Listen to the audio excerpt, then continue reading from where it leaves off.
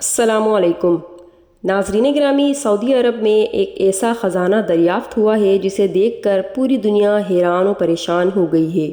یہ خزانہ اس قدر بڑا ہے کہ عالمی سطح پر بھی اس کی خبر نے تہلکہ مچا دیا ہے۔ یہ خزانہ سونے کی ایک انتہائی وسیع و عریض کان ہے جو اتفاقاً دریافت ہوئی ہے۔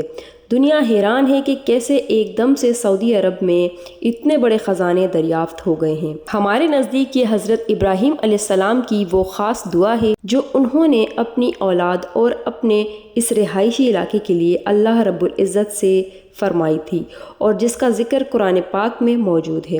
اس کے ساتھ سونے کا یہ انتہائی قیمتی اور وسیع و عریض خزانہ سعودی عرب کی قسمت کو بڑے ہی ڈرامائی انداز میں بدل کر رکھ دینے والا ہے۔ حضرت ابراہیم علیہ السلام کی دعا کے ساتھ ساتھ اس میں بلا شبہ بڑا حصہ سعودی گورنمنٹ کی کوششوں کا بھی موجود ہے، کیونکہ انہوں نے اس معاملے میں پچھلے کئی سالوں سے بڑی تیزی کا مظاہرہ کیا ہے۔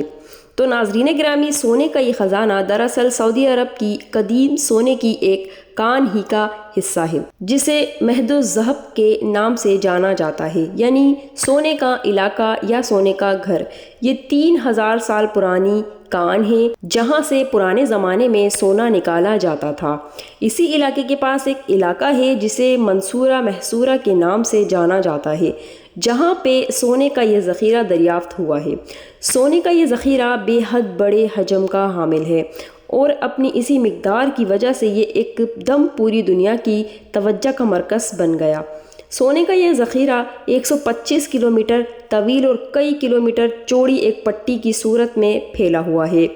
ایک اندازے کے مطابق یہاں پر کئی ملین ٹن تک سونا موجود ہو سکتا ہے۔ سونے کا یہ ذخیرہ سعودی عرب کے موجودہ حکمرانوں اور ولی عہد پرنس محمد بن سلمان کی VM 2020 کی تکمیل میں ایک بے حد اہم سنگ میل ہے، کیونکہ سعودی عرب اب اپنی اکانومی کو تیل کی جانب سے ہٹا کر دوسرے دیگر شعبوں کی طرف منتقل کر رہا ہے، تاکہ مستقبل میں سعودی عرب محض تیل ہی پر انحصار رکھنے کی وجہ سے اقوام عالم سے پیچھے نہ رہ جائے۔ اب جیسا کہ ہم نے پہلے بتایا کہ مہد الذہب کے نام سے اس علاقے میں ایک 3000 سال پرانی ایک کان موجود ہے جو کافی عرصے سے بند ہو چکی ہے، اور یہی وجہ ہے کہ اس علاقے میں سونے کا اتنا بڑا ذخیرہ ملنے کی امید کسی کو بھی نہ تھی، اور سعودی حکومت کی کوششیں بھی دوسرے علاقوں میں سونا ڈھونڈنے کی تھی۔ ناظرین، یہ ذخیرہ اور اس کی دریافت ایک لحاظ سے سعودی عرب کی معیشت کے لیے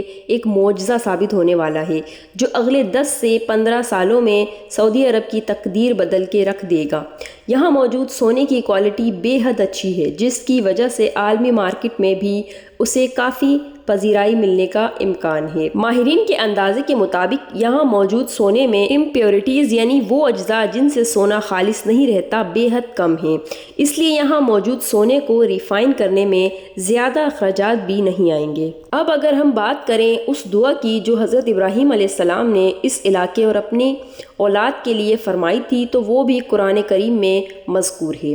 اللہ رب العزت نے قرآن مجید میں مکمل تفصیل سے اس واقعے کو بیان فرمایا ہے کہ جب حضرت ابراہیم علیہ السلام بیٹے کی قربانی کی آزمائش میں سرخ رو ہو گئے تو انہوں نے اللہ پاک سے یہ دعا فرمائی کہ اس علاقے میں ان کی اولاد پھلے پھولے اور انہیں یہاں کی حکمرانی نصیب ہو، اور یہاں پر ان کو کبھی بھی رزق کی کمی نہ ہو، اور اللہ رب العزت ان پر اپنا فضل و کرم جاری رکھے۔ جو لوگ سعودی عرب کی معیشت کو جانتے ہیں اور وہاں پر کچھ وقت سکونت اختیار کر کے آئے ہیں، انہیں اس بات کا اچھی طرح سے علم ہوگا کہ سعودی عرب میں ہر طرح کی سوغات ہر موسم میں دستیاب ہوتی ہے۔ سعودی عرب کا 90% سے زائد علاقہ بنجر پہاڑی اور صحرائی علاقہ ہے جہاں پر زراعت نہ ہونے کے برابر ہے۔ اس کے باوجود سعودی عرب میں دنیا جہاں کی تمام نعمتیں میسر رہتی ہیں، اور ہر طرح کی غذائی جنس اور تقریباً ہر قسم کا فروٹ سال کے ہر موسم میں دستیاب رہتا ہے۔ یہ تمام غذائی اجناس کچھ تو وہاں کے مخصوص علاقوں میں ہی اگائی جاتی ہیں اور زیادہ تر دنیا سے امپورٹ بھی کی جاتی ہیں۔ یہی وہ دعا ہے جس کی وجہ سے اولاد ابراہیم اس علاقے میں ہمیشہ ایک نمایاں مقام کی حامل رہی ہے، اور اس علاقے کی سرداری ہمیشہ انہی کے پاس رہی ہے۔ اللہ رب العزت نے اپنے خلیل کی دعا قبول فرمائی اور اسی دعا کے ثمرات آج تک جاری و ساری ہیں۔ یہ اسی دعا کا معجزہ ہے کہ ایک ایسے علاقے میں یہ ذخیرہ دریافت ہوا جہاں سے سونا ملنے کی کوئی امید نہیں تھی۔ ناظرین، سونے کا یہ ذخیرہ سعودی عرب کو دنیا بھر میں ایک اہم مقام اس طرح بھی دلوائے گا کہ سونا آج کل کی ٹیکنالوجی میں ایک اہم کردار ادا کر رہا ہے۔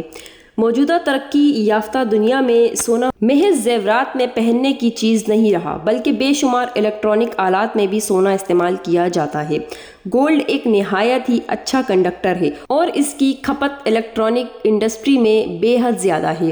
یہی وجہ ہے کہ سونے کی یہ کان اور اس کی دریافت سعودی عرب اور اس کی معیشت کو تیزی کے ساتھ ان مقاصد کی تکمیل میں مدد فراہم کرے گی جو پرنس محمد بن سلمان کے اگلے ترقیاتی منصوبوں کا حصہ ہیں۔ بلا شبہ اس کام میں کافی وقت اور محنت درکار ہے، لیکن آخر کار یہ صاف ظاہر ہے کہ آنے والے وقتوں میں سعودی عرب دنیا کے اہم ممالک کی صف میں شامل ہونے والا ہے۔